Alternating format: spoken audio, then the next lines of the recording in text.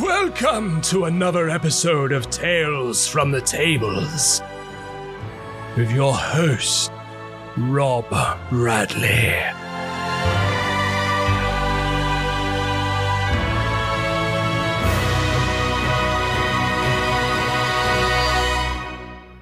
And my co-hosts, James and JC. Happy 4th of July, JC. Thanks. Thank you. Yeah. Don't worry about it. You don't have to congratulate us or anything. We're a little embarrassed about the victory still. Yeah, to be fair, I don't know how that happened, really, how you guys actually managed to get your freedom. But yeah. Really, I mean, like, let's give credit where credit is due. It's really the French, and you guys had a feud with them for a few centuries before we did. So have fun with that. Kind of still do, I think, in a certain way. The French. Yeah. Exactly. The fireworks have already started. We had a bunch last night, and then they very suddenly got silenced. So we think the cops in my area probably showed up, and we're like, "Hey, it's not the 4th yet. Save it for Wednesday or whenever it is, Tuesday." Oh man! See, I'm not even keeping track. Oh wow! How you doing, James? You well? Good. Yeah. Busy weekend. So yeah. What'd you get up to? A bit of gym time with nice. Jade. As gym she's time, encouraged. Yeah. Well, I needed to go back. It's been a while. I had an operation earlier in the year, and I've really been dragging my feet on going back. So yeah, with some help. I've managed to go back, and I know I enjoyed it. It was nice to do, and it was nice to have someone there who was encouraging. There you go. Was it leg day? Was it arm day? Was a leg day? Yeah. So horrible. A leg day on a weekend? Oh man, you must be brave. Can you walk today? Not really, no. But luckily, I'm working from home, so I've managed to crawl my way to the desk chair to do this. Well, listen, thank you for breaking the stereotypes of D&D players not working out. So we'll take it. Exactly. We'll take it. We're slowly getting there. Yeah, exactly. Yeah, so it's just us three today. We're going to be chatting about players and optimizing themselves rather than their characters. This was actually prompted to us on our Discord by one of our active players who made a suggestion and shared with us a really interesting video. The video of which I'll include in the description below. Before we get into all of that, those of you who've never listened to our podcast before, welcome. Rolldark is a community of role players and professional game masters offering paid games of Dungeons and Dragons and other popular role-playing games. Each of our Rolldark game masters hails from a professional acting background, making games with Rolldark a totally immersive experience. We have over 30 professional game masters covering the UK and one in the US. JC. Hello. With over 150 players and 350 plus Discord members. Currently, there are 20 active online games per week, some of which are seeking new players. We also provide private hire games for various occasions, including corporate team building. We welcome everyone to join our Discord server, regardless of their Rolldark game participation status. We have a Patreon available for exclusive perks that will get you monthly dice sets and discounts to our regular in-person events, including the GM Academy end of this month in Oxford University and the next Rolldark Fest this November being held at Basketball Hall in Herefordshire. Links for everything I've just mentioned can be found in the descriptions below. Any RPG news, James? So much RPG news this week. Mostly coming in the form of Baldurs Gate 3 video game news. Yeah, great.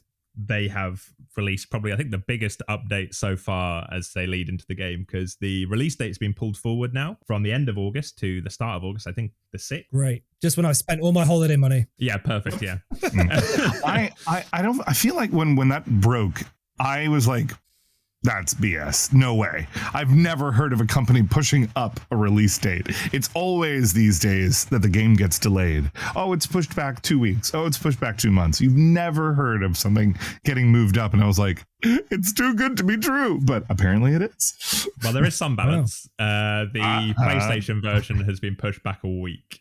From the original date. Are you a PlayStation gamer, James? Unfortunately, I am. So, which means I've got to wait another week to play it because my computer is not so very good.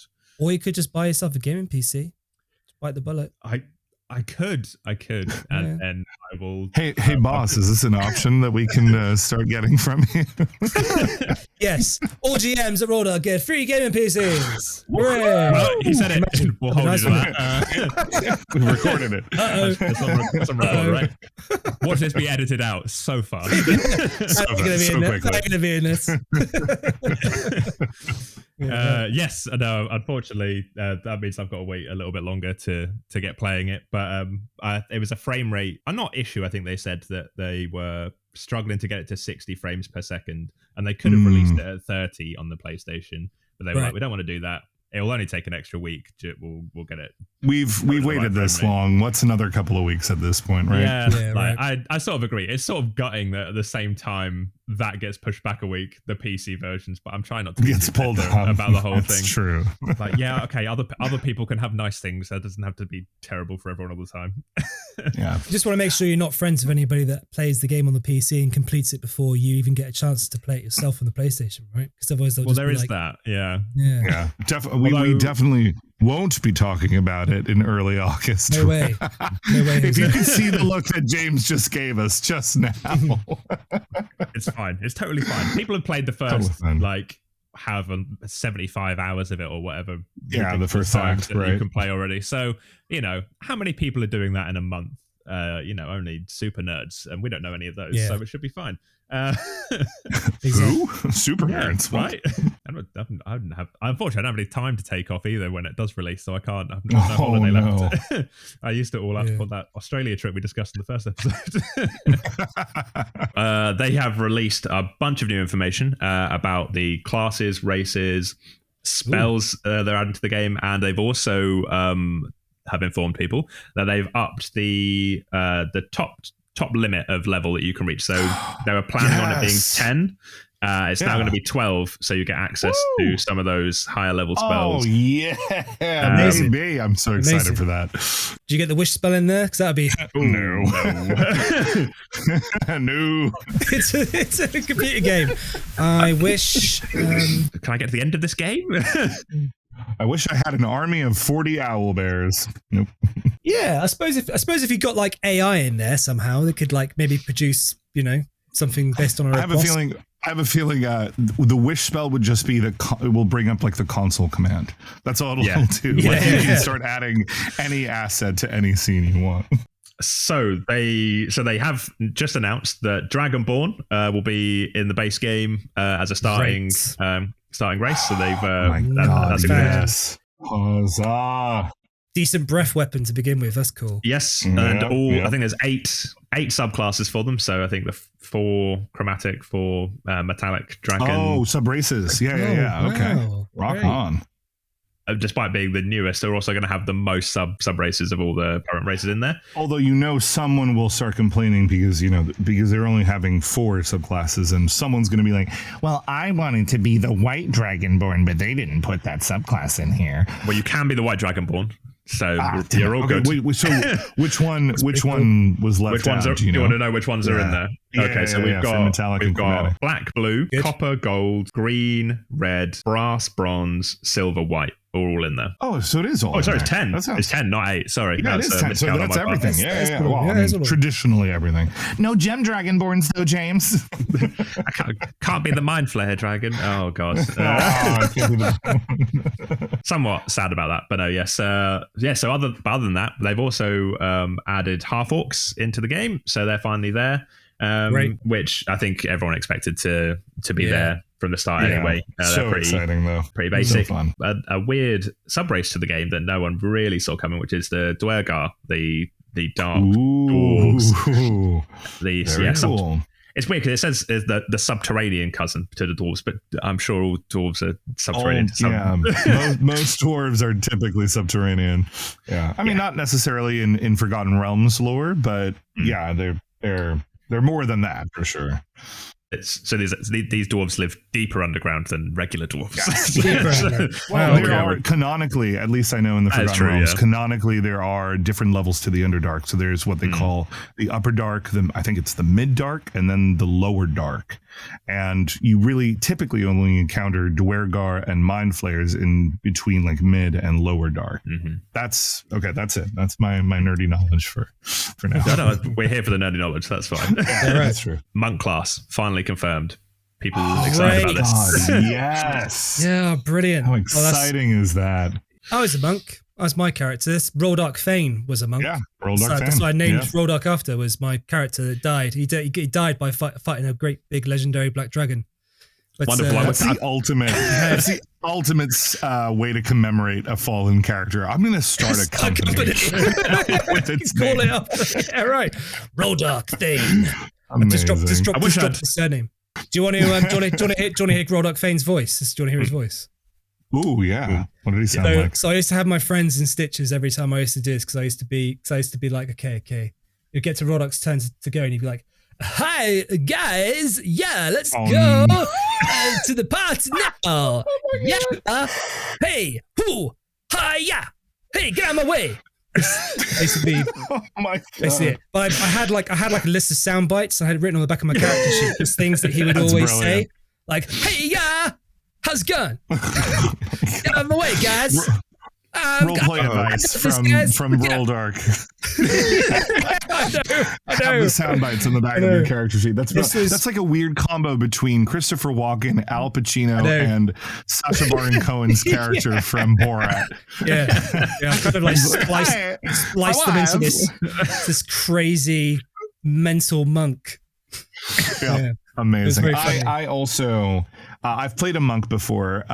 Mine. Oh gosh, I think I called her. I forget exactly what I named her because I didn't play her for very long. I only played her in a few one shots.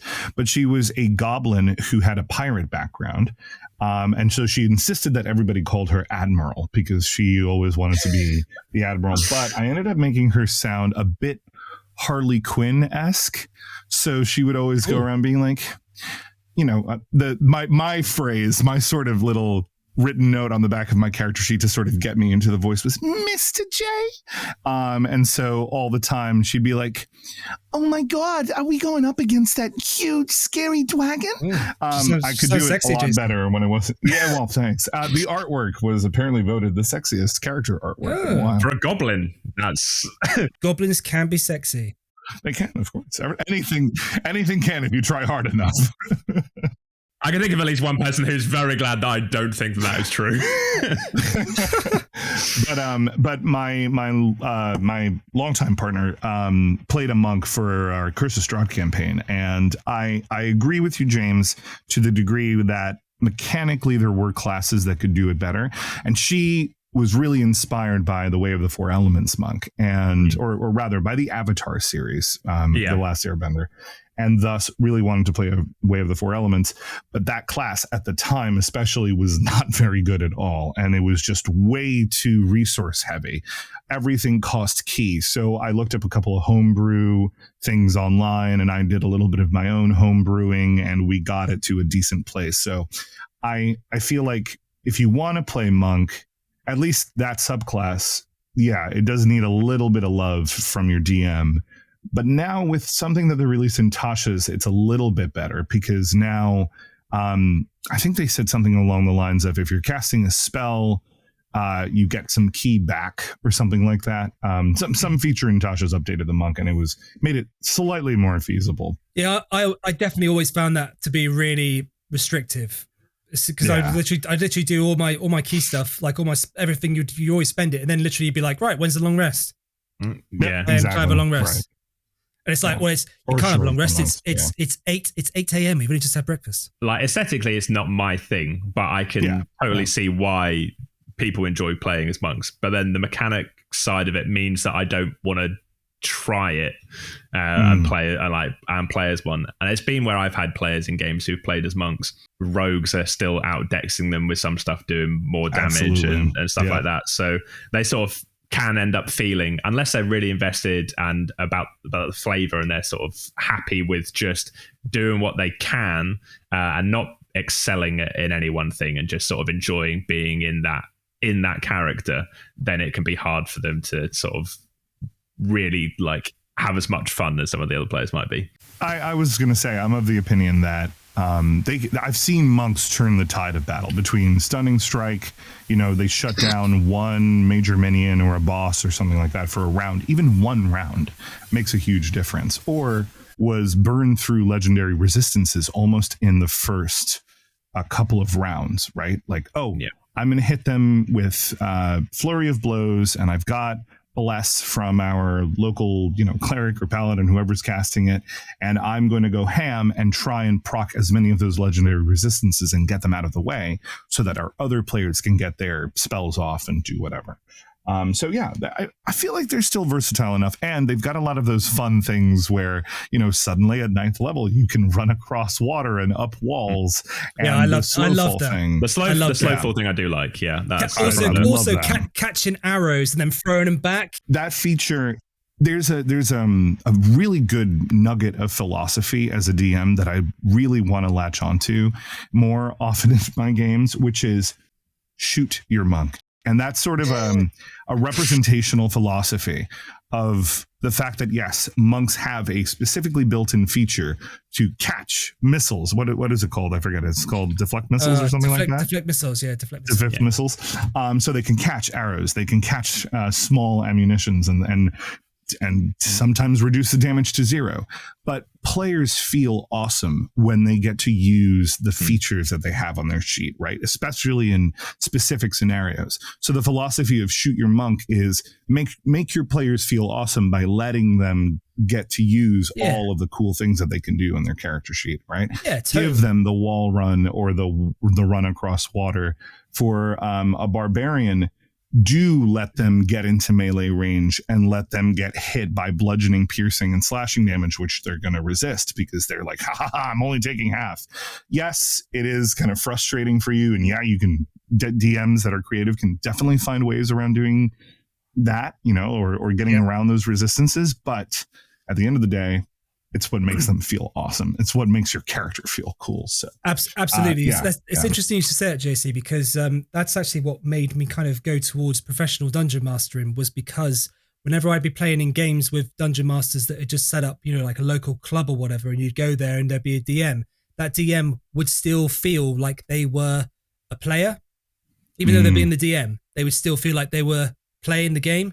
So that they would throw like hordes of monsters at you in the hope that they would kill you, like in the hope that they get something from it, rather than actually being the storyteller, giving the players the agency and having that experience, which I think is the difference. One of the main differences definitely between a professional game and a non-professional game is you have that. Although obviously there will be DMs out there that do play like that, it's very rare you'll find a professional DM that will want to just kill you. You know what I mean? Right. Yeah. No, ultimately, like, we're trying to service a story. And if it's in service of the story for, the players to feel threatened or like their lives are in danger, or they're coming up against something that's just too much because of their actions and they have to suffer consequences, then let that happen. But if it's a TPK, every opportunity they get, then that's not servicing any kind of story, right? That's just you wanting to win in this sort of very player versus player mentality, and a sort of old school also way of playing D&D. I think that's being phased out, but there are some people that like that. Some players that are like, let's go, I'll fight my DM. I believe they also call it being a dick, I think, as well. Yes, the BAD rule, yeah, right. So James, what is your thing then? Because obviously, if monks aren't your sort of characters, what would be your go-to? So let's imagine Baldurs Gate 3 has just started up on your PlayStation, right? We're now a month and a week's time from now. Here it is. You're like, wait, what race are you going to pick? What class are you going to pick? I would probably, it's probably going to be a Dragonborn Paladin, if I'm totally honest. Okay, lawful good action, eh? Policing the high fantasy world, are we? Yeah, well, we've talked briefly last week about Mass Effect, and I'll play through that game, and I'll try to make some like renegade or evil choices, and then I'll just feel bad about the imaginary people that I'm causing to be upset, and I can't do it. I try, and the reporter. You always punch the reporter. Yeah. They deserve it. That's fine. But you apologize later. Like it all smooths over at the end, but you do punch the reporter. No, that's fine. I don't endorse that. So Dragonborn Paladin for you. Nice. I like that. Yeah. Probably that's interesting. follower. I was going to ask, what subclass of paladin? Ooh, well, you've brought that up, and actually, there have been some perfect segue back into the Baldurs Gate news, because they've announced all the launch classes as well, including a load of new ones. So we'll start with the paladin one, shall we? I think I'd probably go with probably devotion. I think as a paladin class. But that is one of the paladin classes that you can choose. So we've got Ancients, Devotion, Oathbreaker, and the one they've just announced is the Vengeance one, because obviously you've got to have your Vengeance paladins in there. Yeah, everyone loves Oathbreaker. That I'm surprised about. I think I remember when they had said that they were going to do that, and I was like, that's commitment. That's intense. That's cool. Yeah. Very so cool, if you do want to play an evil paladin, you're straight in there. Yeah. So why Devotion, James? Why did you pick that? I think I like some of the spell abilities it has, and I like the flavor of the class, really. Like, as opposed to the Vengeance one, who's all about spiting. I think it's a bit more paladin-esque. I think a more stereotypical goody two shoes class. Yeah. Plus, like, shield your allies and things like that. Get in the way. Yeah. Don't they have that? Is it a reaction that when you're adjacent to an ally and they get hit and you have a shield, you can impose and give them disadvantage? Yeah. I think that's the Devotion Paladin thing. Yeah. Yeah. I think you're correct. Yeah, very Paladin-esque. Like, what's the process then for making your character in Baldur's Gate 3? I've honestly not looked at it yet, so I have no idea. Would it be the same as like how you would make a character in, say, D&D Beyond? Do you use like standard array or anything like that? Or? I think it is, and it does, I'm not sure if it does end up being standard array or if you can roll. Because I don't have a PC, I've not had the opportunity to do it. But yes, I did it for the early access. I'm talking literal years ago, which is kind of crazy to think about. I believe the stats were preset for you rather than you rolling. But it's like it would be more comparable to a video game, kind of like any RPG these days, where you design your character, you work on their facial features, their body type, etc. Then you pick which attributes to apply their bonuses to, or maybe you did have maybe it was point buy. I'm not, like I said, I don't fully remember because it was so long ago, and we'll see when it comes out shortly. But then you also pick your starting class, and if it's applicable, your subclass when you're making your character. So it's all in character creation before before you get control of the character. But interestingly, here's the part I really found cool. For those of you who are familiar with that epic cinematic that starts off the game with the Mind Flayer in the Nautiloid pulling a tadpole out of the thing. Minor spoilers for the literal first minutes of the game. They pull a tadpole out of the pool, and then they go up to the camera and insert it. That's actually you as your player character. And when that tadpole goes in there, there's a bit in that cutscene that you won't see unless you play the game, where you hear this echoing sort of hollowy voice. Ooh, I have a thing I can actually do for that. It sort of sounds like this. Ooh, yes, interesting. You are what exactly? Tell me more about yourself. Or something to that degree, right? Amazing. Yeah. What software are you and that's when you design your character. I'm using VoiceMod, which is a subscription voice changer, because it's awesome, and I use it for my online games. It's nice. Yeah, it does.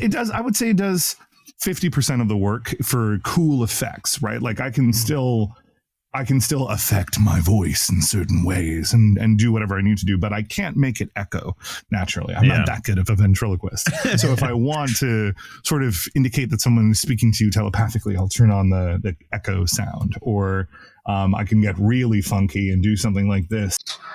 Yes, Robert and James, tell me more. Etc. Well, that was horrible. So you've got this, and I've got a player who has got the sound, uses a soundboard on Discord to, when they cast a spell that does psychic damage, to just do the emotional damage meme noise. I love that. Emotional damage. Brilliant. Brilliant. I'm going to add mockery that to my soundboard. Emotional damage. Yep. Fantastic. Yeah. So shout out to Luke. Any more news in, James? So there is still yet more classes to get to, so I can rattle through them real quickly. So Barbarian, they have revealed Wild Magic Barbarian.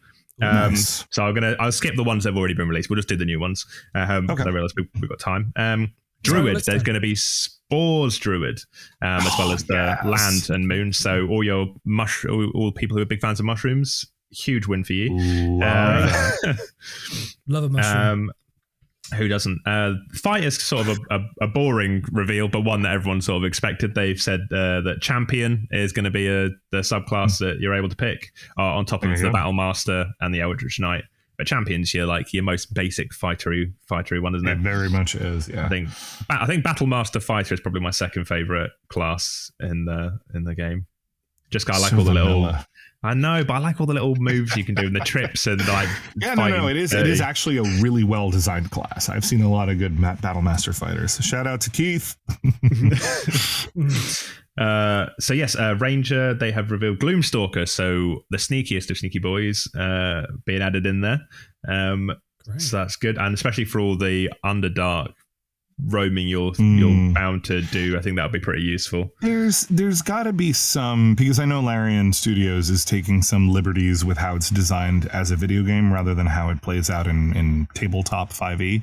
But there's got to be some pullback on the Gloomstalker, because there's a feature for Gloomstalker, and I think it's relatively early on that they get this, where they become invisible to creatures that rely on dark vision to see them.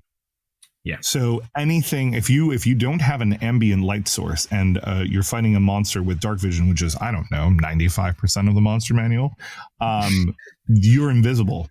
You're straight up invisible to them.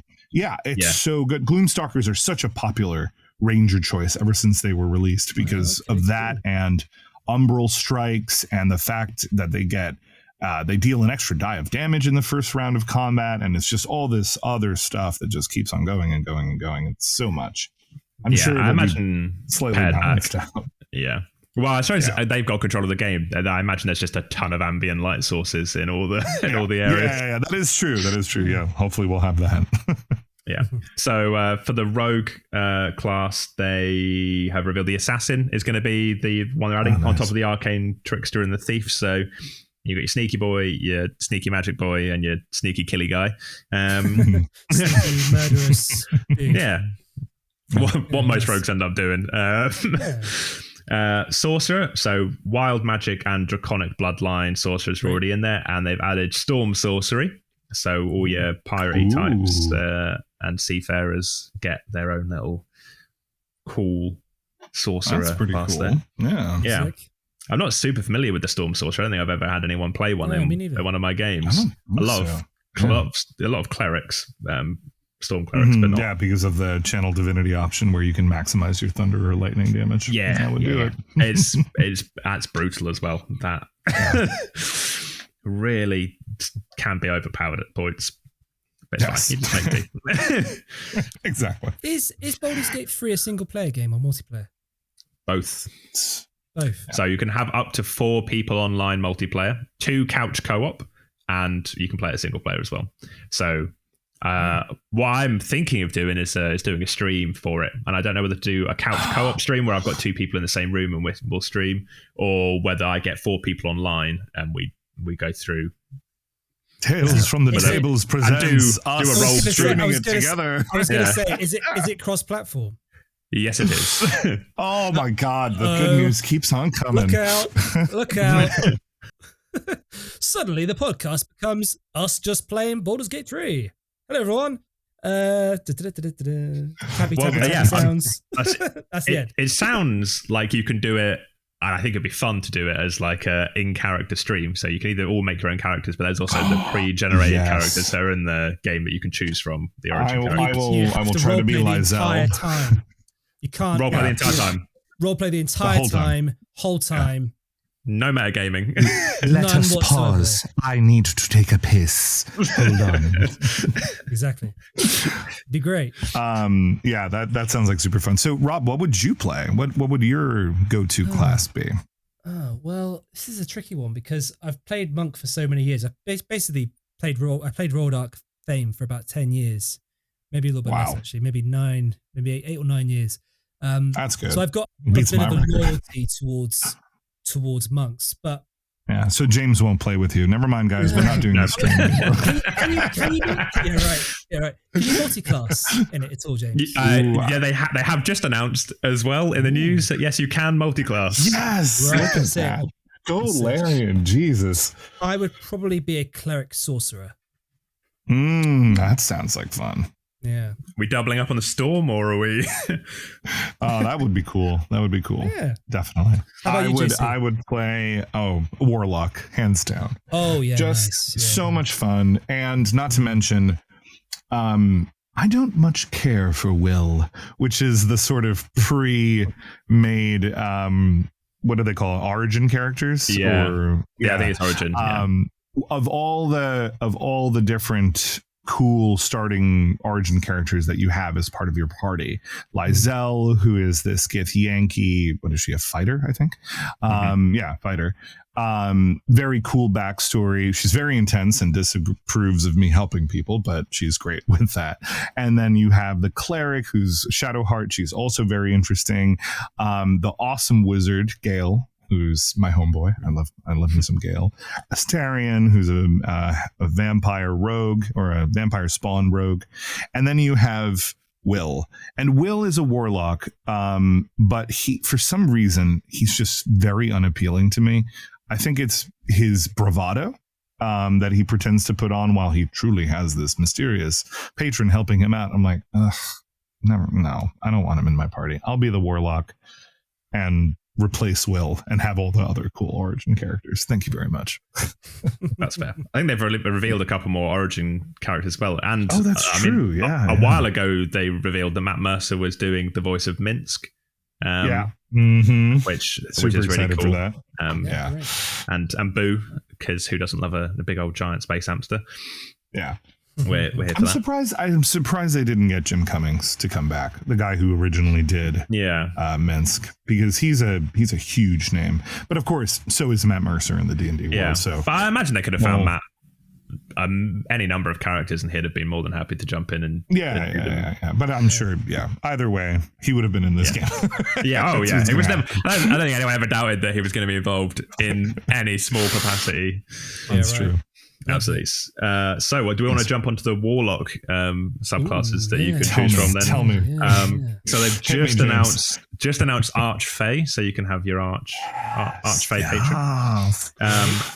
And then your standard Fiend and Grey Old One. And as a massive fan of Mind Flayers, I presume Grey Old One is also something that's near and dear to your heart, JT. I don't know. Of the three, I'd probably go Archfey now that that's been announced. That sounds super cool. It is pretty cool, yeah. Although Goo Warlocks are great. Let's be real. I'm surprised they haven't teased Hexblade.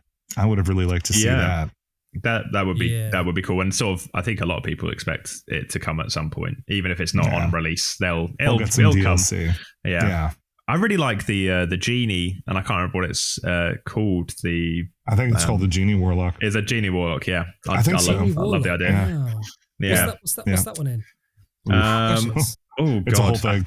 I think it must be. It was a more recent release. It's not a player's handbook one for in the way. Sure. It might be in Tasha's. Yeah, in the way that warlocks can be very diverse, given how you can choose a different patron and a different. I forget exactly what it's called, but like where you choose to be a Pact of the Tome Warlock. Your Pact, that's what it's called. Yeah, Pact, or Pact of the Chain, or Pact of the Blade. The Genie Warlock even gets more subdivision because you can choose one of the 4 different kinds of typical genies in D&D 5e canon, which is the Djinn. Yeah. Oh, yeah. There you go. In Tasha's. You've got the Djinn. You've got the Marut. If I'm not Marut? Yeah, the water ones. I'm not misremembering. Yeah. The Dao, which is the earth one. Yep. And then... Oh, the Afridi, which is the fire. Yeah. Afridi, which is the fire one. Yep. Marid, water, is it? Yeah, Marid. That's the one, the toad-like one. Oh, they look horrible. One that looks like a toad. I'm a big fan of going the evil, fiery genies. That's the djinn. I had a player who played a high-level Dao genie warlock, and he was impossible to stop. He was too powerful. Sincerely doubt he'd be listening, but just in case, love you, Kyle. That was a good one. And genie warlocks get this fun thing where, number one, they get a very high-level feature called Limited Wish, which you can use. I think it's once every 7 days if it's successful. And you can basically ask it to cast a spell of 6th level or lower, and it will just happen. Or you can perhaps describe alternate effects similar to how the wish spell is worded. And if it works, then you can use it for 7 days. If it doesn't work, you can try again after your next short rest or something like that, or next long rest. And then they also have this really cool thing where you get a genie's vessel. So that can be traditional, like a lamp or a bottle or a ring. Ring is obviously a popular choice. And you can disappear inside, and you can even later on bring in some friends with you inside the vessel, and it acts as like a safe place that nobody else can access, where you can do a short rest and spend some hours there. Or if you want to infiltrate, it's awesome because you get to hide out in your lamp or your ring while somebody else carries it for you into a fancy party that you're trying to get into, or whatever it may be, So they're really cool. It's a really, really flavorful subclass. Is it a little broken compared to some of the others? A little bit, maybe. But hey, that's 5e for you. And if I was going to play one, I'd want to be a genasi, and there's no genasi in the game yet. Really? Sad. No. I'm surprised about that. I know, because is it because if they did, they'd have to put those bird people in as well? I think they've not put the Aarakocra in. These players flying around everywhere. Be like, get down. Oh gosh. I'm 100% sure that's why they're not in there. By the way, the Aarakocra, they don't want anything that can fly. Like, no. Yeah, same with the Azamar. Just too game breaking, right? Yeah, I think it would ridiculous. be. It's ridiculous. Like suddenly, I think then you've got to like map all the like rooftops and make it so that you can get up to the rooftops of an entire city, and they've already like painstakingly detailed so much of it. Imagine then being like, okay, now I need you to animate all the chimneys so when people go up to them they can see every tiny little brick detail. Exactly. Because if they didn't, people would moan, and that's stupid too. Exactly. You can't please everyone, unfortunately, can you? Exactly. No. So bards, we're up to bards, and they, as expected, will have law bard, which I think is sort of the one that most people choose anyway. Valor, and then swords, so you can be a swashbuckler. Nice. Great. Why do you think it is? Why do you think it is? So many people always want to be a bard. I've never found them appealing. But in so many games, you always find so many people want to be bards. I think it's the opportunity to be the center of attention and be the talky person. Maybe people. I think that's it. Yeah. I've never played a bard. Everyone's like, you, JC, you never shut up. How have you never played a bard? And I was like, I haven't. I run the games. It's too close. I'm allowed to not shut up, so I don't need to play a bard. Exactly. I think your assessment is correct, James. It's to be the center of attention, or in some unfortunate cases, it's to be the stereotype of the I want to sleep with everything that I can possibly try, and I have the charisma score to do it as a bard. So there's always that. Yeah. But that gets old real quick, as most people have discovered. Yeah, I do love the bardic inspiration, though. I really like that as a.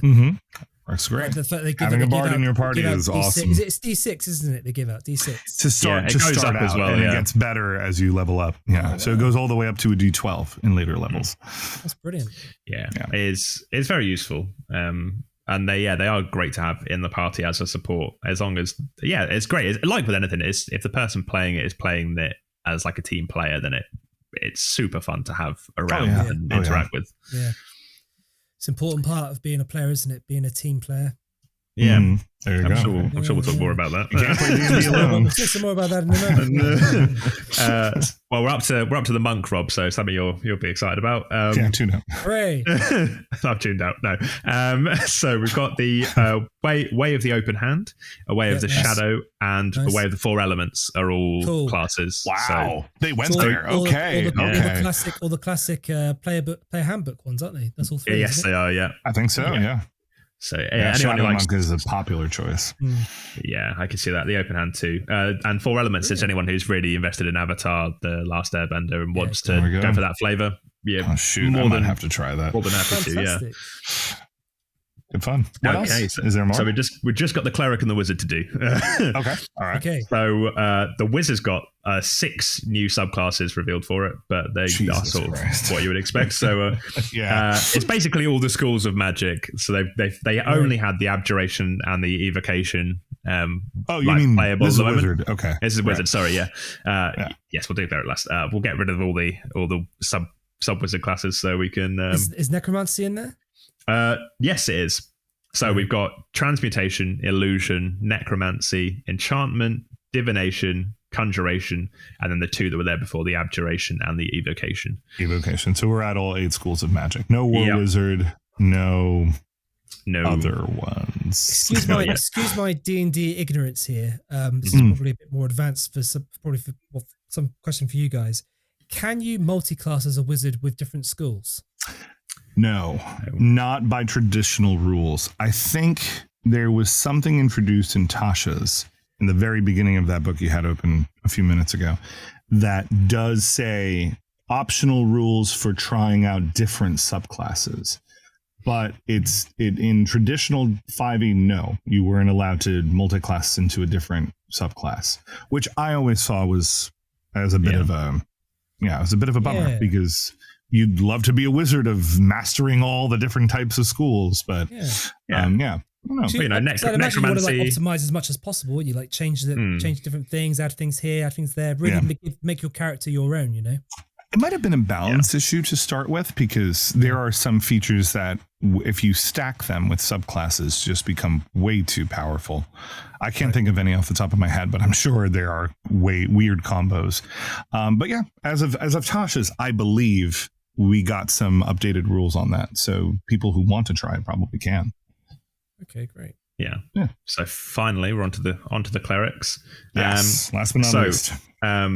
We had they had life and light were the 2 that were already in the game, as well as trickery, which is a cool little. When I played a trickery cleric in a game with my friends, that's one of the few. What's the trickery cleric? What's the trickery cleric?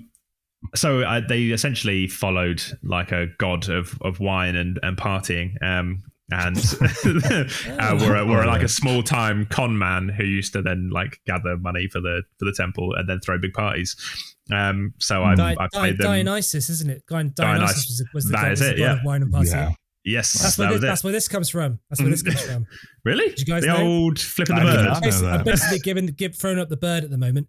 So in Greek, sorry to interrupt you, James. In Greek culture, there's a reason why we wear rings on our hands, right? So your thumb. If you wear a ring on your thumb, it's because you were assigned to you were aligned with Poseidon because he was the only god that didn't live on Mount Olympus, and that's why on the mount of your hand, that's why this is called the mount of your hand. Because it actually refers to Mount Olympus. This one, the index finger is Zeus, which is where this comes from, where you wag your finger at somebody. So soldiers, really? Soldiers will wear their rings. I've never heard this. This is so cool. Okay. Dionysus, the god of wine and partying, so very rebellious, very fuck you, authority, that's where that comes from. Hence the middle finger. Aphrodite, the goddess of love. That's why it's our engagement ring finger. Exactly, and then the little one is Ares, the god of war. But the interesting one about Aphrodite is this is basically my date chat, which I used to do with girls when I used to go on dates. But the interesting one with Aphrodite is it's the only finger on your hand that has a vein that starts at the very top, doesn't branch off and goes straight to your heart. So when you put a ring on that finger, you're making a direct connection to that person's heart. That's adorable. Rob, I would go on a date with you. I would go on a second date with you. That's basically all I say. But after that, it's so do you like? So you want to get hitched? And I'm actually, you like dogs? That's basically it. I'm actually more into the Norse gods, so sorry. Yeah. That's cool. So you're telling me all the posh bankers who wear signet rings on their little finger, they're all criminals. All the gods of war. Yeah. They're all a little bit Yeah. The thing is, I normally wear a I've got an imperial jade ring that I wear on this finger that I got when I was in Chiang Mai. which I just wear on my pinky finger every now and again. But the rest of my hands, I don't wear rings because I've got weird, long, spindly fingers that just don't seem to keep rings on them. It's really weird. My knuckle, my middle finger's massive, just here. So I put a ring on it. I've got to get it. It's got to be big enough to get over that knuckle. Hump. And then once it gets over there, it's just like spinning loose around this bit. It tapers to a finer point at the base. Yeah, exactly. I'm like, why does it do that? That's funny. Oh. Okay, we're almost there. We're with the clerics. Yes, we're with the clerics. Trickery, life, and light we're already done, and they've added 4 more. So knowledge, nature, tempest, and war clerics. So yeah, that's cool. Good selections there. Yeah, we're not putting the cleric in a box. Yeah, they got life. Yeah, they had life. Which is cool. You've got your standard Healy cleric, but then they've got So is there a class that's been left out, or is that all the traditional classes? We're not including Artificer, obviously. I think apart from Artificer, that is all the traditional classes are included. We did it. Right. Yeah, that's amazing. I didn't think they were going to launch with all of that, but they did, clearly. Just watch us having missed a real obvious one, and we'll get a load of messages on the Discord like actually, I forgot about this. Actually, morons. Yeah. We have Ranger? Yes. We talked about Ranger. They've finally they announced a load of feats that are coming in the game as well. Oh, okay, interesting. Nice. So I will rattle through these because it is a longish list. Okay, don't worry, go for it, man. Okay, so in alphabetical order, we've got the actor, alert, charger, crossbow expert, dungeon delver, durable, elemental adept, heavy armor master, lucky, which I think a lot of people are going to be happy about, mage slayer, medium armor master, observant, performer, polearm master, which again a lot of people super keen on. I don't think I've ever played a game where someone hasn't taken polearm master. Resilient, ritual caster, savage attacker, sentinel, sharpshooter, spell sniper, tavern brawler, and warcaster, which is another one where people that one's good. Are super happy about. Magic initiate. I'm surprised. No, not yet. Unless these are just the new ones, right? Yeah. No, they think these are all the ones that you can pick so far. So that's all the ones that are in the game. That's a very healthy selection, though. That's really good. Awesome. I think I can't believe they added both Polearm Master and Sentinel. You know you're going to see builds that exploit both of those. Oof. And what you can pick. So out of the list, by the time you get to level 12, you'll have picked 3 of them. So, unless you boost your stats, but your stats, they don't do my optional rule of taking a feat at first level. Shame. Sadly not. Oh, wow. And they've got a load of new spells coming as well. I'm sure. Yeah, you don't have to rattle through those. That's probably so many, right? A load of different smites, like stuff like Wall of Thorns, Ice Knife is now in there. Hero's Feast is in, which is cool. I don't. It's not a combat spell in any way. It'll just be. It's not in between fights. I'll summon a big old feast table. Excellent. It's extra HP. It's advantage on certain saves and things like that. Yeah, that's really good.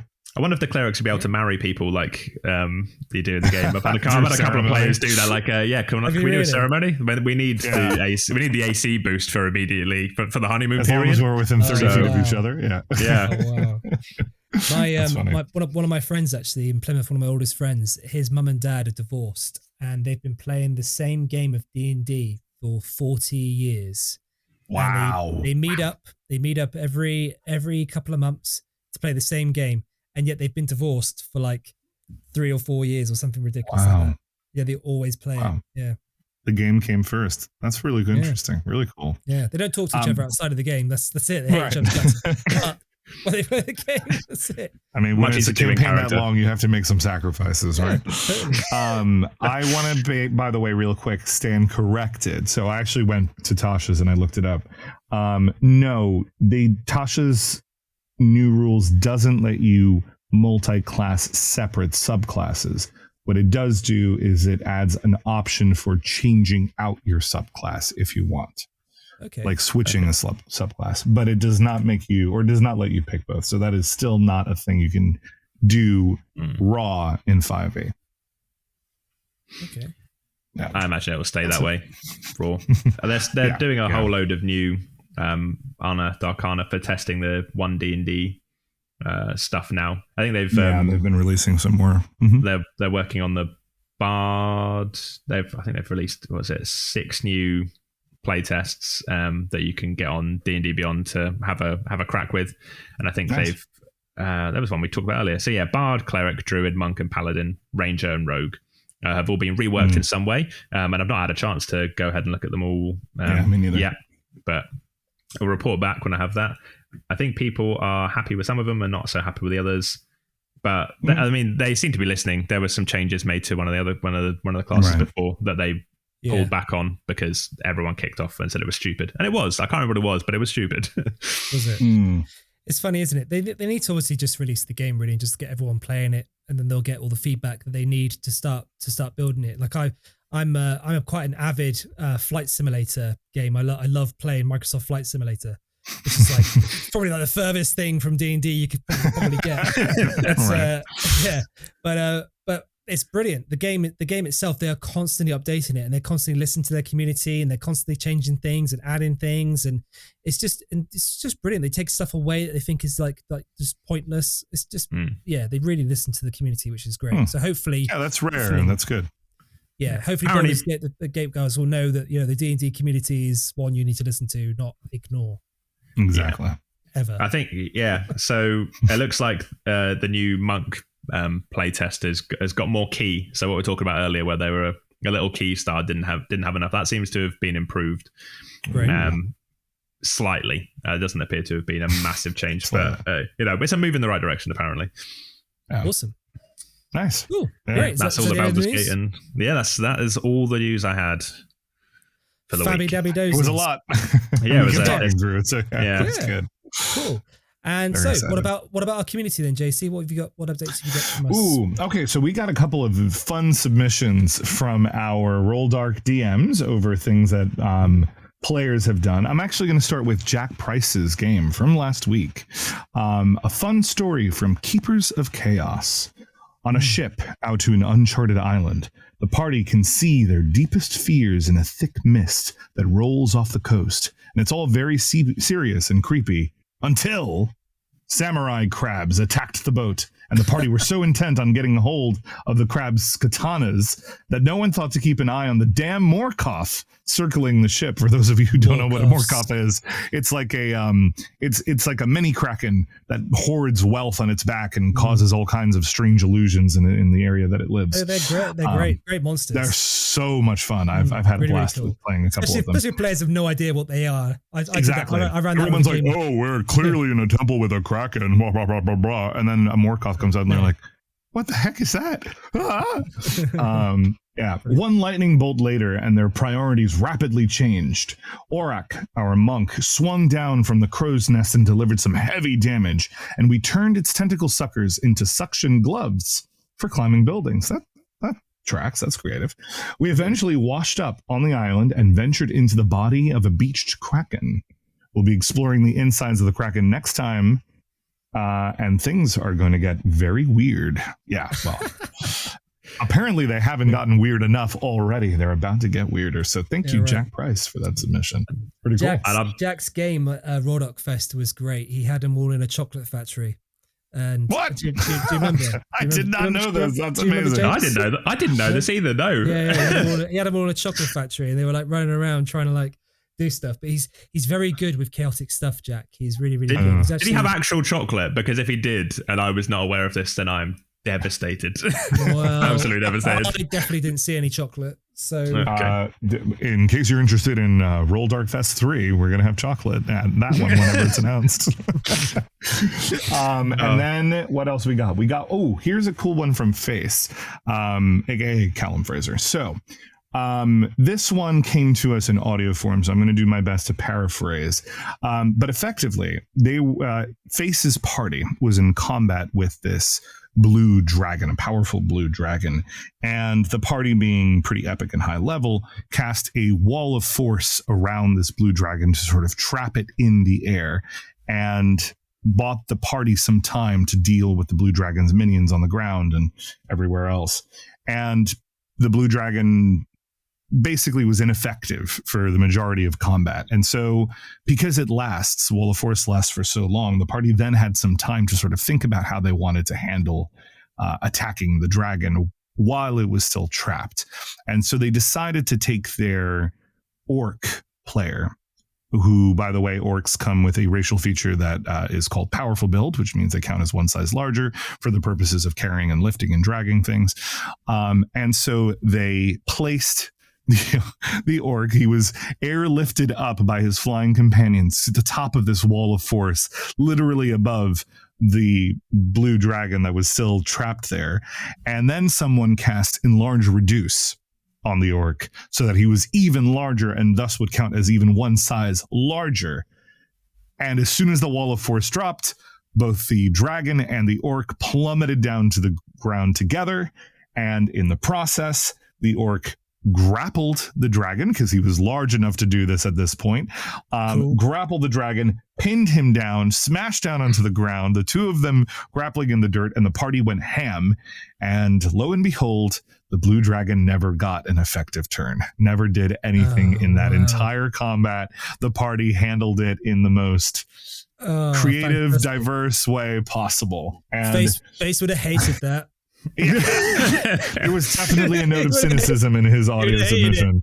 They'd be like, I wanted to play my dragon. I wanted to play my dragon. I've been their face. I have had mini boss and boss encounters where they've barely gotten to do anything, or had this really cool setup, really cool abilities, and then the party just took them by surprise and just went absolute murder hobo on them, and they got to do nothing. My famous two examples are one from my Feywild campaign, where I had my party was exploring an underground sect of Fomorians. If you don't know what Fomorians are, they're these deformed giants that live in the Feywild, and they're typically evil. Their history is really cool. Basically, they were once beautiful and powerful in magic, but they got stripped of all of that because of their greediness and their penchant for war. And so now they live underground. They're trying to reclaim their vast empire. And I had one of them down protecting a gem and sort of using it to siphon a lot of strange magical power into him. So he had really cool abilities. He was kind of a semi-cyborg Fomorian. He had a Bane-like breathing mask with tubes coming out of it and this awesome lightning-like pole. And my players saw him from a distance, which was always the plan. And I was like, okay, they're going to maybe get a surprise round off or something if they're pretty stealthy. But then someone hasted my barbarian. And it was one round only. And that Fomorian went from like 175 HP to 0 at like level 3 or 4 or something ridiculous like that. And it was curtains for that Fomorian guy. So I never got to use any of those cool abilities that he had or anything of the sort. But the party really remembered that. And that was, they had a blast. They'll always talk about that moment. So that's why it stuck in my mind, because they always refer back to it as like a really cool epic thing they did. So that's fine. I can live with it. And the second time this happened was my Mind Flayer campaign, which I've talked about a little bit. The party was fighting an archmage or an archmage, depending on your pronunciation. And he gave the party a little bit of a run for their money. So it was a pretty epic fight, but his death was hilarious. He had cast Fly on himself and he was concentrating on that. And someone used Dispel Magic on the Archmage as he was 40 feet above the ground and dispelled Fly, and he came plummeting down to his death and took like 4d6 bludgeoning damage and died from that. And I was like, great, this huge epic boss flinging spells left and right, connected with the Mind Flayers in this dark way, died from 4d6 bludgeoning damage. Crikey. Ridiculous. So anyway, that's some of the tales from the tabletops in the Rolldark community. Yeah, cool. Good Special stuff. thanks to Face and Jack Bryce for submitting. We spoke a little bit about this as we were kind of talking about the news and some other bits and bobs there about what we're going to be talking about now. So players often optimize their character, as we know. They optimize their character to make their characters super strong and super sort of interesting to play from their perspective. we often notice that when players do this, they tend to lose sort of like interest in their character. Their characters can become quite flat and boring if they're sort of ultra powered. I suppose the way that I've kind of experienced this is whenever I've gotten quite frustrated with a game and I put on God mode and I'll play it and I'll be like, yeah, great, I'm a god. And I'll play it for about 5 or 10 minutes and I'll just be like, now I'm bored of it and I want to turn it off. Yep. You're too powerful. So I think that when you optimize, because obviously players often focus on optimizing their characters, they fall a little bit short on themselves in the sense that they could actually get a lot more from sort of making their characters more flawed or thinking about their characters in different ways. And almost to the point where they're actually thinking about themselves as players and how they can actually optimize themselves in a game. So James, what's your sort of experience with this? Well, you have a lot of players who are meta gamery, who like to optimize their character sort of for any challenge. And I see the appeal of that to a certain degree. And there's like a number of ways it can happen. Is if you're playing a character with low intelligence, but you're quite an intelligent person, you're going to have thoughts and ideas that probably your character wouldn't have. And it's a lot, and I think that's a lot harder than playing a character who's got a higher intelligence than you. Because sure, you're not going to be this genius wizard who can memorize hundreds of spells or whatever, but it's easier to role play that than it is to sort of try and hold yourself back, I feel. Because you want to be like, you're playing a cooperative game, you want to be helpful, you want to like sort of give everything you can, but it takes a little bit of time to realize that actually it's more fun to let people make mistakes, not do everything perfectly optimized, find the best and quickest solution. Because like mistakes are what drives character growth, essentially. And finding that, this mistake I've made, it's got these unknowable sort of knock-on effects that create new and interesting stories, not just for you, but for the other characters at the table as well. As long as what you're doing isn't one of those things where like, it's what my character would do, and you're being a dick to your other players. It's a situation where it's what my character would do. The people around the table are like, yeah, it is what your character would do. And while it's going to have a negative effect on the party, I understand that one, you're not doing it deliberately to be difficult, and two, I think it's going to be funny or fun or will create an interesting emotional moment that will then sort of drive the story further, and we can piggyback on that. And as long as like everyone's getting those moments, and you can use it to sort of one player's actions can then be used to drive another player's reaction that then drives the story further, that has a knock-on effect. You can really use it to sort of create this lovely through line between all the players' characters and sort of connect them in a way that's really fun and interesting, and sort of binds them together better. Absolutely. And do you find that when you have a party that they've built their characters for the first time, they come together, do you find that often there are sort of ones that have sort of multi-max? Is it multi-max? Is that what you call it? Min-maxed. Mini-maxed. They've mini-maxed, and then you've got others that totally haven't. Do they tend to get frustrated with each other? Or do you find, is there any kind of like friction there at all? I think I've been quite lucky where I've not encountered that, but you do read horror stories. There's an entire subreddit called RPG Horror Stories where you see people really? who we should one episode we'll draw some stuff in there. We can sort of read them out and be like, well, here's our advice as professional DMs. Great, we'll have to check that out. RPG Horror Stories. So we'll credit everyone that obviously that we read out. Of course. So there are times where players are like to min-max, but for the most part I've not seen, and I know it does happen, but I've not seen in my games where they sort of try and force other people. I've had players go to them and ask for help, but as long as they're the ones that have initiated it, that's fine. And it's not even like I want to be the best at this, or I want to be the most powerful, like how do I make it so I'm impossible to hit or whatever, because usually that's something that I do to my players by accident myself. I made the mistake of giving doing a homebrew adamantine plate of +3, and I never hit that player for the rest of that campaign. So, and if I did, it had to be a crit, and then it didn't count as a crit because they were already adamantine plate. So I guess I got a question for both of you then. Do you find that mini-maxing players, they care less about the story? Maybe it's to get through as much of the story as possible. They're like, right, okay. I want to. This is a challenge. I want to beat the challenge. I want to find out. I want to get to the next plot point. I want to get to the next cutscene. Because min-maxers, I found, don't tend. I mean, they can be, but they don't tend to be the ones who are like, well, I get into a slight conversation with someone. There's a little bit of friction. We killed them. They're not murder. They're not the murder hobo players that you encounter necessarily. So it's sort of optimized, and if they're I do think they tend to sometimes allow other players to sort of shine, because if they're self-aware enough to be like, okay, well, I'm playing this ridiculous barbarian who's dealing super damage, but we're in a situation which needs diplomacy, they will step aside and be like, well, the most optimal path here, let the bard do the talking, and they'll step aside and let the bard do the talking. Now, as long as they're not chiming in with like, oh, you should say this and say this. Yeah. Then that's great, and it sort of does, and they do allow other people to have their moments with what they're good at.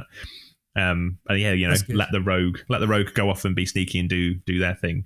So you do find that sometimes players do enable other players, and often that's the mini-max that's doing that, or I mean you see it with people who don't min-max as well, who sort of are just aware that that's what is going on right now is either not related backstory wise to my character, is focused on someone else, so they get to make this decision, or I'm not spec for this. Although sometimes it's a great moment where you're like, oh, actually the bard's off doing this one thing with this other person. One of the rest of you's got to pick this conversation up, and it's like, okay, well, none of us are really high charisma characters, so we're gonna just quickly have a whip round. Who's probably the best for this? And they will make an attempt as they then immediately, stumble face first into the lap of the person they're trying to talk to with a horrible roll.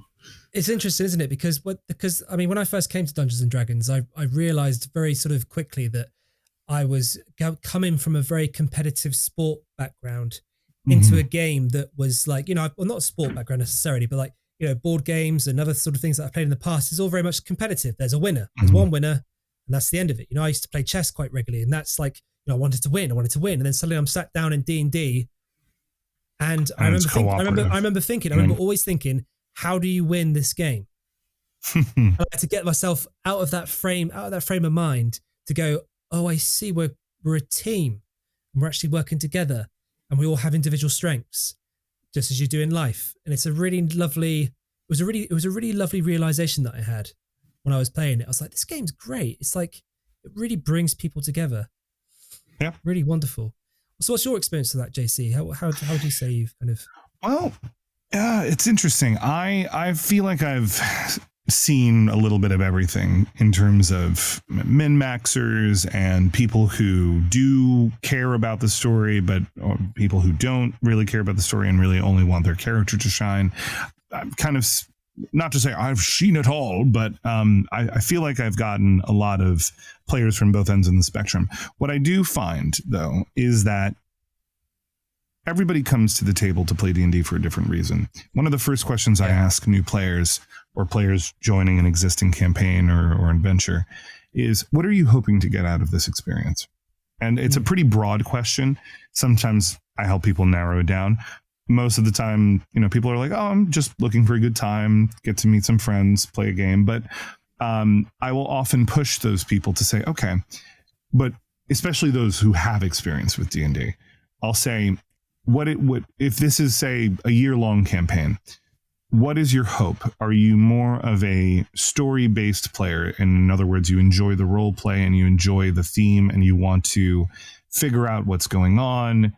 Are you more of a number cruncher? Do you like to, do big bouts of damage and feel heroic and feel epic and slay hordes of goblins at once? Or are you more of a of a talker and a team player. You want to really get to know the other members of your team. You want to carve a name out for yourself and your party in this world, etc. Right? There's a million different ways to play. And I can unequivocally say, I've never had a party of two people with the same objective. Not really.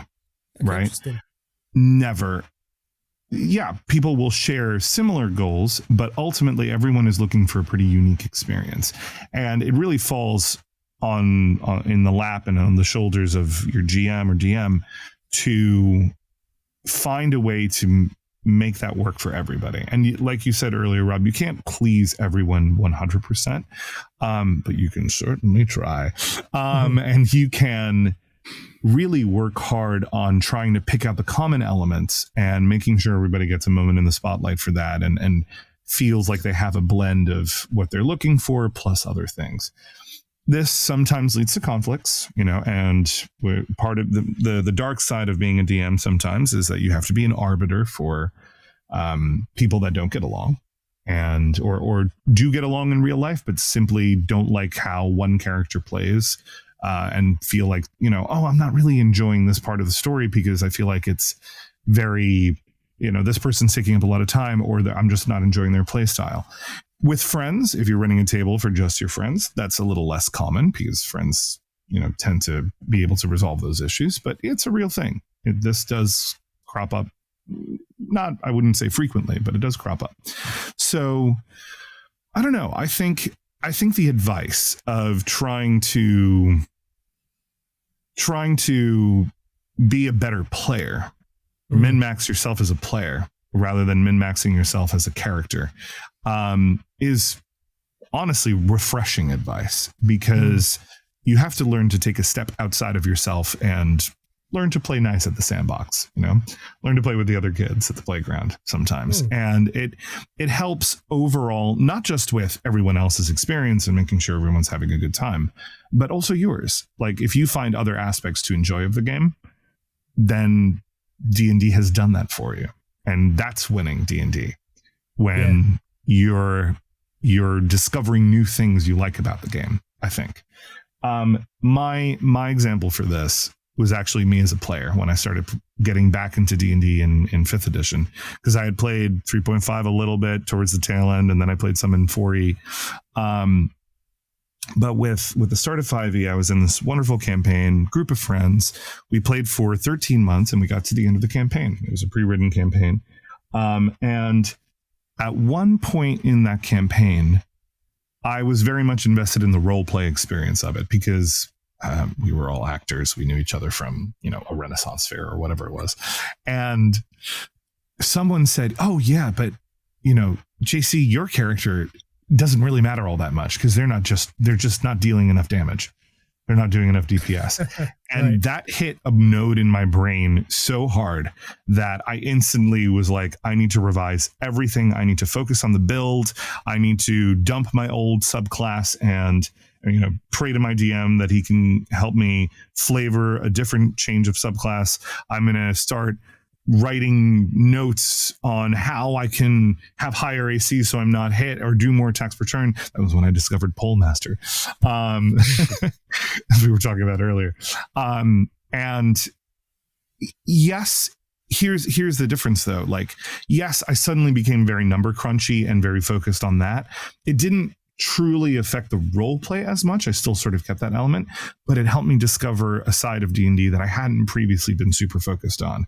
And sure, people like hitting and seeing big numbers. That's kind of a universal thing. But this was also like, I now feel like I can do so much more and progress the story the way James was saying, right? Like now I don't have to cower behind the tank. I can swoop down on a griffin and cast Cone of Cold and freeze 6 people on a ship deck, that kind of thing. Yeah, right. So anyway, long way to say it's good advice. Definitely look into it, folks at home. Level yourselves up as players.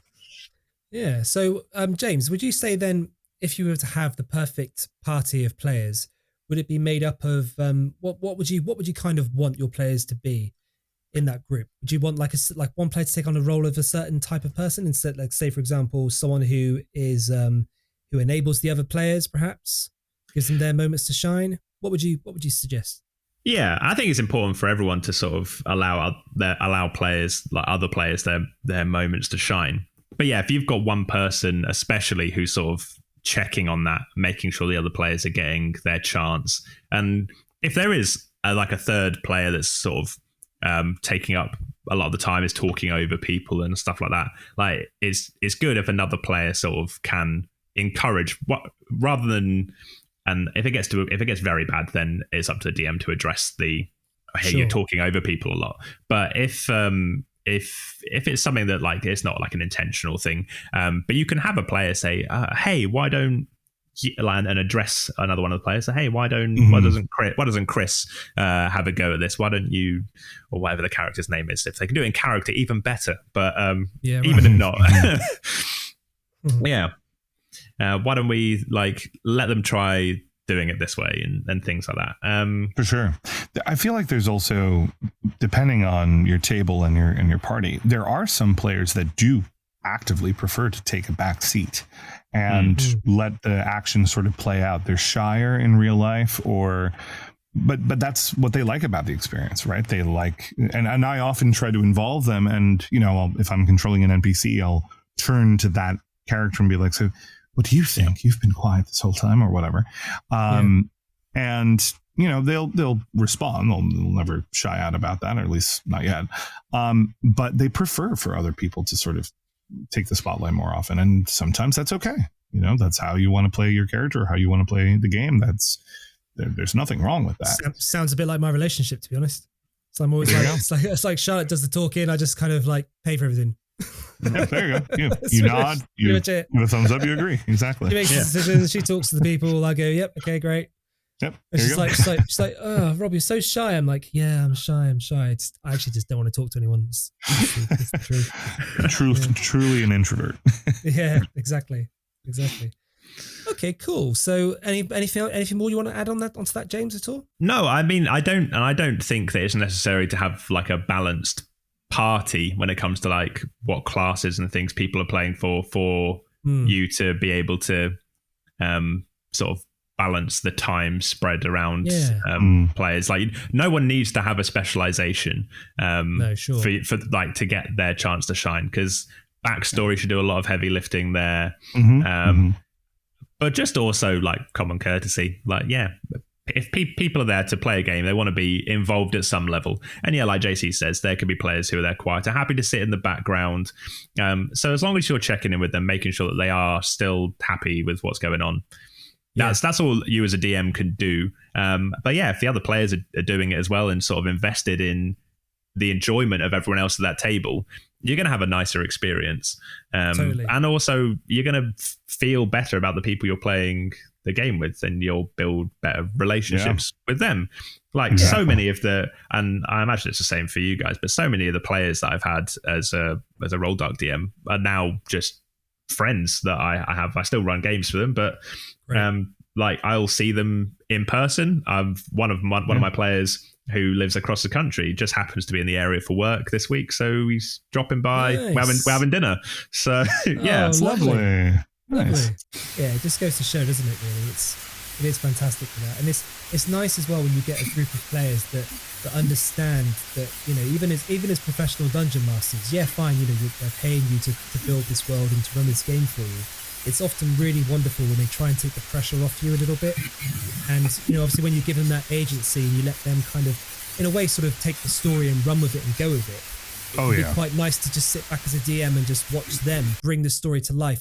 It's my favorite part. Yeah. Do you have any experience with that, JC? Oh my gosh, my favorite thing to watch is my favorite thing to do. I know I'm doing a good job when I get to sit back and not talk much, right? I love to give my players a scenario where I don't have to narrate them through it, and they suddenly get into a very deep conversation about what they want to do next, or what they have to tackle, or what their plan is. It happens quite a fair bit with some of my games, some more than others, and will depend on how long a party has been together and how comfortable they are, for sure, right? With as people in real life. But it is, I don't know if James, if you feel this way too, but like, I always love this. Like the longer I get to sit back and just observe or maybe take notes, but be quiet and let them do all the talking and planning, I would love to see more of that. Please take reins more. Yes, we love to narrate. We're storytellers. We love to, sometimes we have to keep the put us back on track as a party, but the more we get to chill for a little bit, that's great. Love that aspect. Plus, it buys you some extra prep time in the middle of other things. Yeah, exactly. I could quickly open some tabs and look up stuff. Or find the token that you need. You got to make sure you keep notes as a DM. Often, when I've found myself when I've done that, when I've given so much agency to the players in terms of the story, and they just go off on it, and I'm like, great. And I'm just so into what they're doing. I'm not taking notes. And then the next session, they're like, "So, Rob, what happened to that?" I remember Kraken? when we asked for this. What Kraken? I feel like I have to give a shout out in that case, since we're bringing it up, to the Wayfinders, which is my teen campaign on Saturdays. And I know they're listening because they've already started quoting things back at me at the podcast. Oh, yes. Yes. But they're very much a perfect example of letting the campaign write itself, because sure, I have the skeletal framework of a campaign, and that's, and in general, I did have many details fleshed out. I had a very written out story, but their involvement, their creativity, their randomness, and their absolute unstoppable chaos have led to the majority of the past 3 years of us running this campaign together.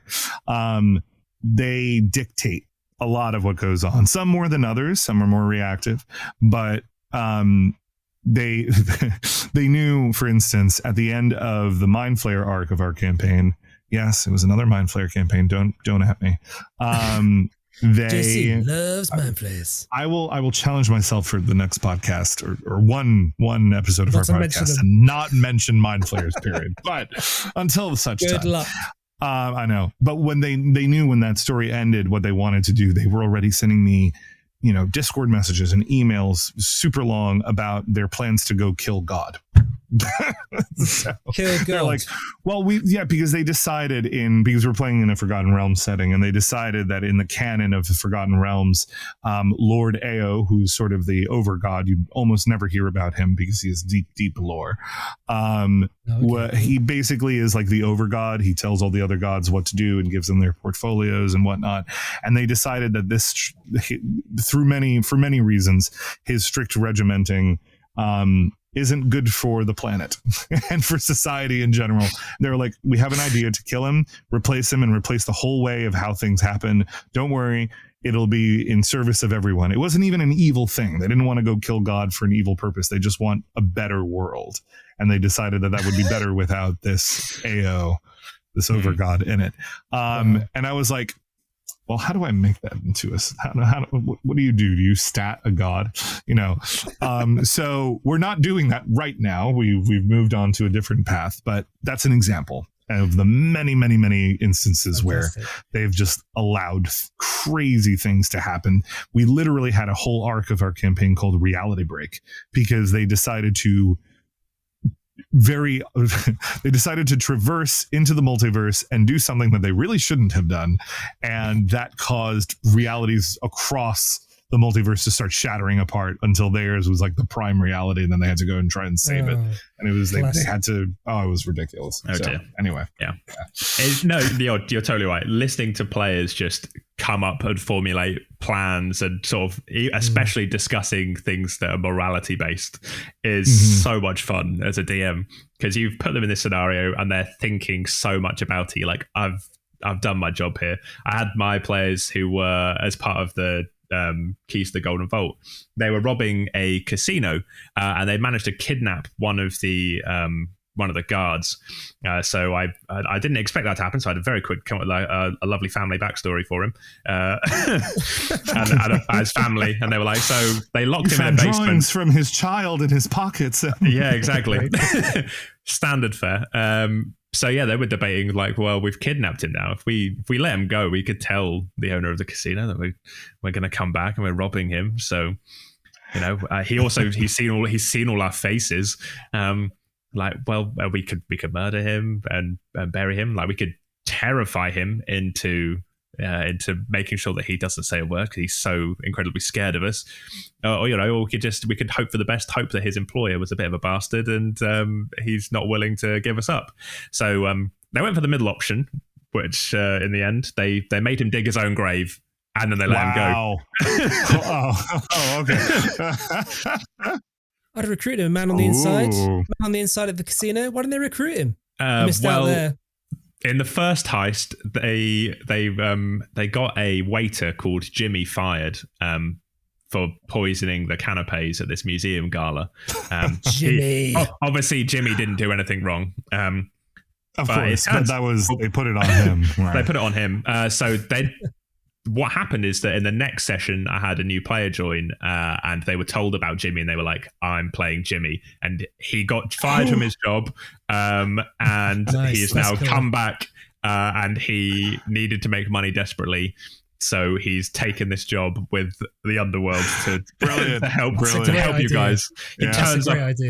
Turns up at the inn to meet the crew that he's working with, and he gets there, and it's these people that got him fired. He's like, "You bastards." There's a really fun dynamic. That's a blast.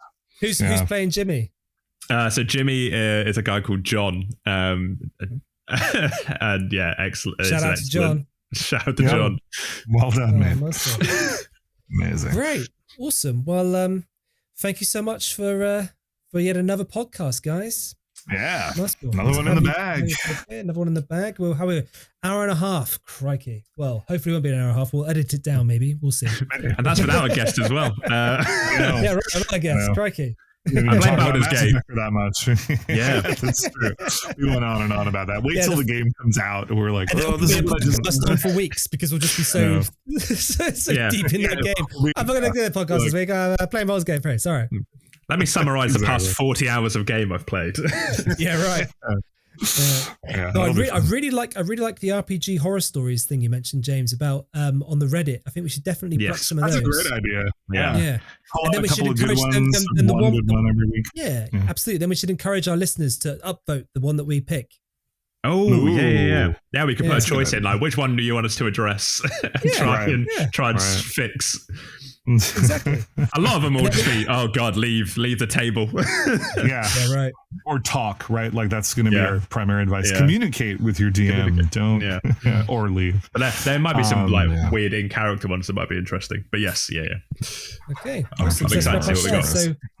So thank you to both my co-hosts James and JC. And if you enjoyed this episode, please subscribe, follow, and download.